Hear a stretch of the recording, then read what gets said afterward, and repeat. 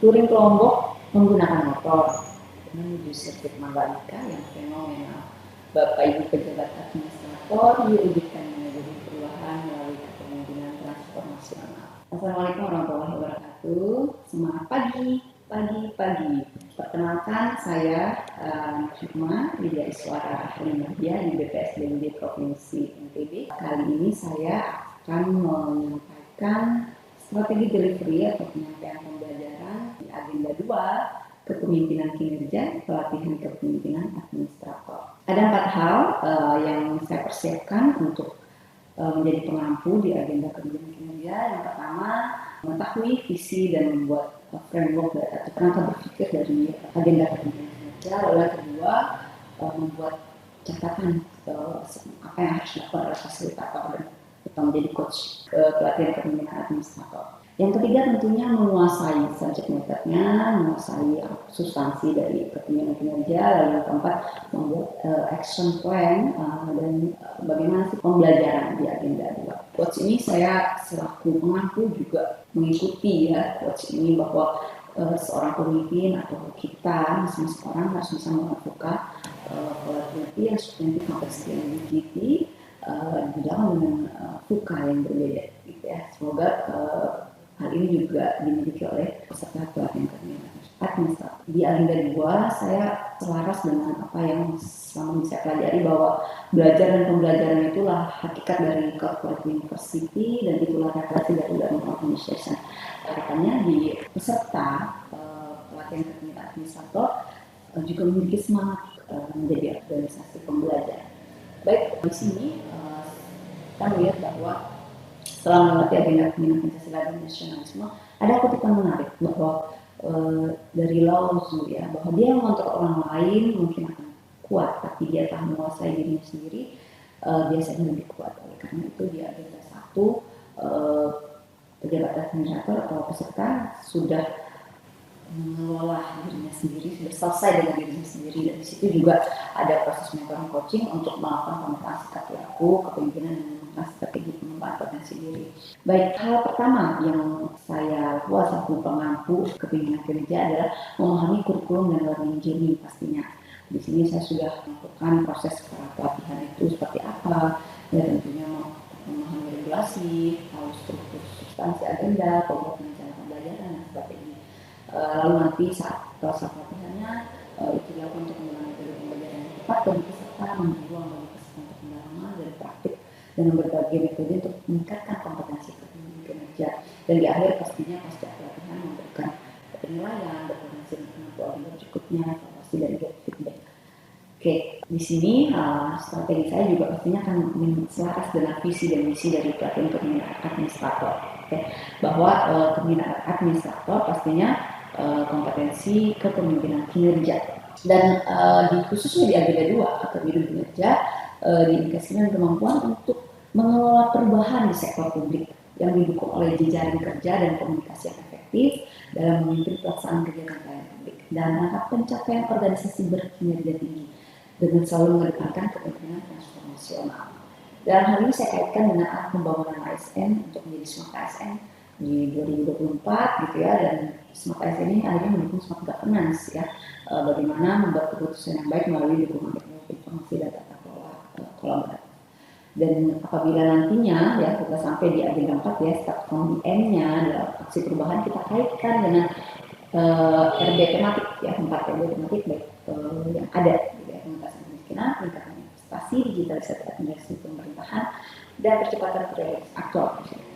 Oke, dalam usul strategi pembelajaran saya sudah memetakan ya sesuai dengan perkembangan gitu ya, waktu kurikulum ada model blended learning ya, bahwa kita ada self learning, lalu ada e-learning, ada pembangunan komitmen bersama tempat kerja, lalu ada pembelajaran klasikal tahap 1, aktualisasi kepemimpinan dan akhirnya pembelajaran klasikal tahap 2. Oke, ini keterkaitan agenda pelatihan aktualisasi kepemimpinan kinerja.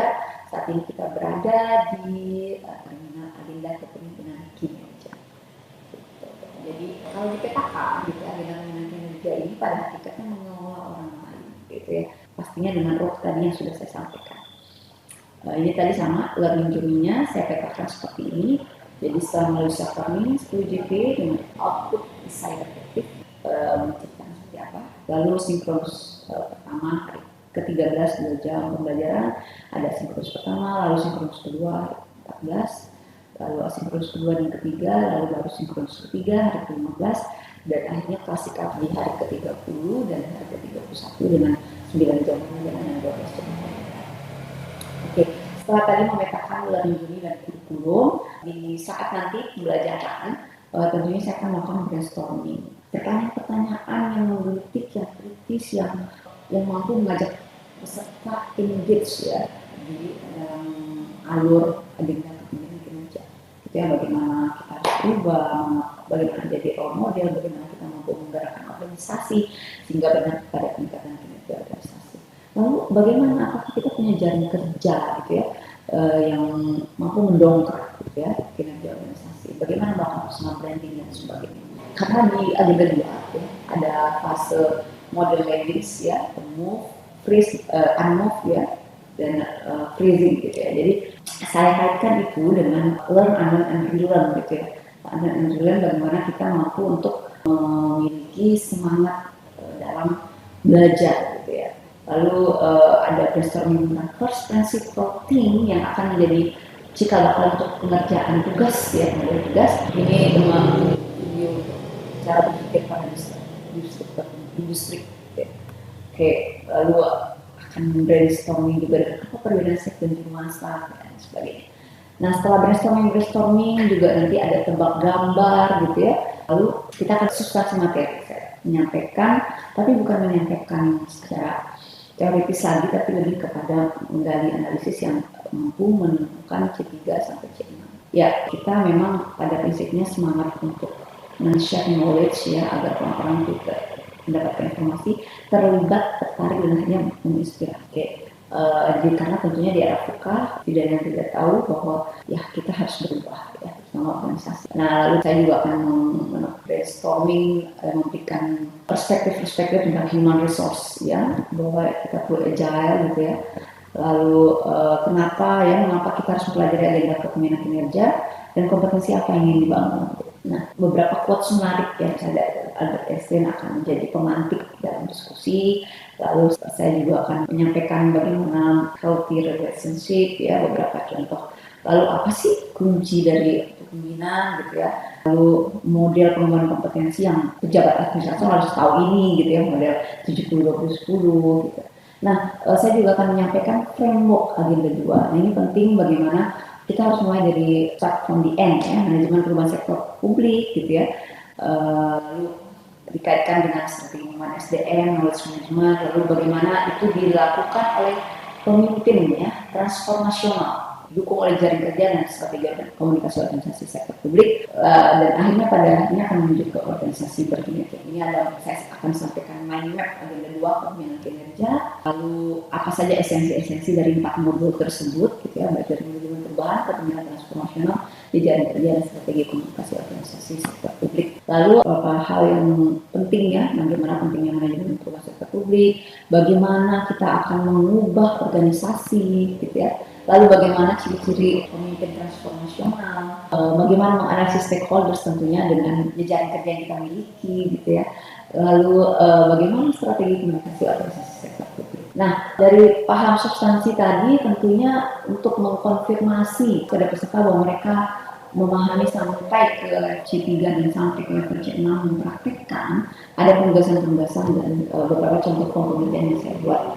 Ini penugasan-penugasannya dari self learning, tugas dan e-learning tugas individu, lalu ada e-learning tugas kelompok, lalu di klasikal ada tugas individu dan kelompok yang sebenarnya sejatinya menyempurnakan dari tugas individu dan kelompok di saat e-learning. Jadi hanya menyempurnakan dan membuat itu lebih mantap ya, lebih bagus untuk dilakukan sharing session nanti. Oke, karena pada sejatinya pembelajaran klasikal itu untuk mendalami baik kegiatan diagnosa dan sosiokreatif untuk meningkatkan kinerja organisasi maupun mendalami bagaimana kepemimpinan kinerja organisasi dalam bangun jejaring komunikasi efektif dan manajemen perubahan. Oke, ini bentuk-bentuk form pengerjaan yang akan saya sediakan bagi peserta gitu ya.